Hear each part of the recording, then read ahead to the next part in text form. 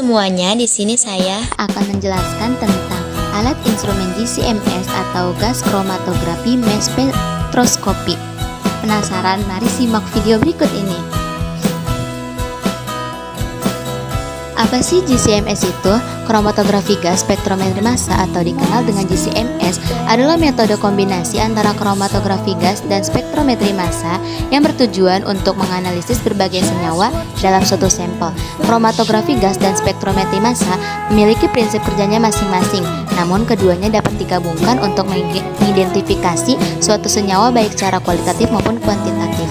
Nah, tadi kan sudah dijelaskan GC-MS itu apa. Sekarang, apa sih gas kromatografi itu?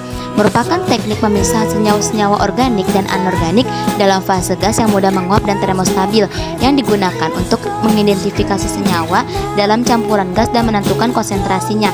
Teknik ini terdiri dari kromatografi padat gas dan gas cair dengan masing-masing menggunakan fase diam dan fase cair yang berbeda. Fase gerak dalam alat ini adalah gas cair, sedangkan fase diamnya adalah kolom.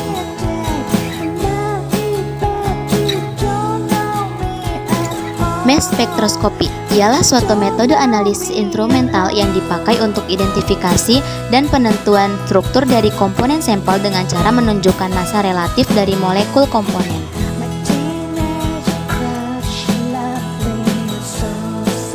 Prinsip kerja dari GC-MS merupakan alat gabungan dari dua sistem dan mempunyai prinsip yang berbeda, namun dapat saling melengkapi, yaitu antara kromatografi gas dan spektrometer massa. Kromatografi gas yang berfungsi sebagai alat pemisah dari berbagai komponen campuran dalam sampel, sedangkan spektrometer massa berfungsi mendeteksi masing-masing molekul yang sudah terpisah pada sistem kromatografi gas. Kemudian di sini ada bagian-bagian dari alat gas kromatografi. Yang pertama ada carrier gas yang berfungsi untuk membawa uap sampel menuju kolom supaya dapat dipisahkan. Gas pembawa diletakkan di dalam tabung bertekanan tinggi. Selain itu, digunakan dalam proses pemisahan. Umumnya penggunaan gas pembawa pada kromatografi diantaranya adalah argon, helium, karbon dioksida, nitrogen, dan juga oksigen. Kemudian ada injektor yang merupakan tempat yang digunakan untuk memasukkan sampel ke dalam kromatografi gas. Sampel yang dipisahkan harus dalam fase uap sehingga sampel akan meluapkan dengan suhu 250 derajat Celcius.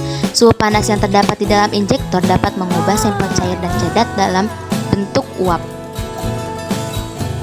Kemudian ada kolom yang merupakan tempat di dalam kromatografi terjadi proses pemisahan. Karena adanya fase diam, kolom ini juga biasanya dikatakan sebagai jantungnya kromatografi gas yang terbagi menjadi 3 jenis kolom, yaitu ada kolom kemas, kolom kapiler, dan juga kolom preparatif. Oven kolom digunakan untuk memanaskan kolom pada temperatur tertentu sehingga memudahkan proses pemisahan komponen sampel.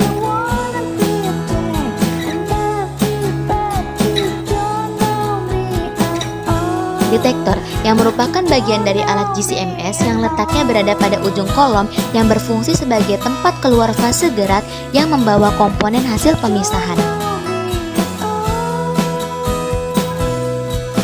Kemudian apa sih kelebihan dan kekurangan alat GC-MS ini? Kelebihannya efisien, tidak merusak sampel, analisisnya cepat, aliran fase bergerak gas sangat terkontrol, serta pemisahan fisik terjadi dalam kolom. Kekurangannya yaitu teknik kromatografi gas terbatas untuk zat yang mudah menguap.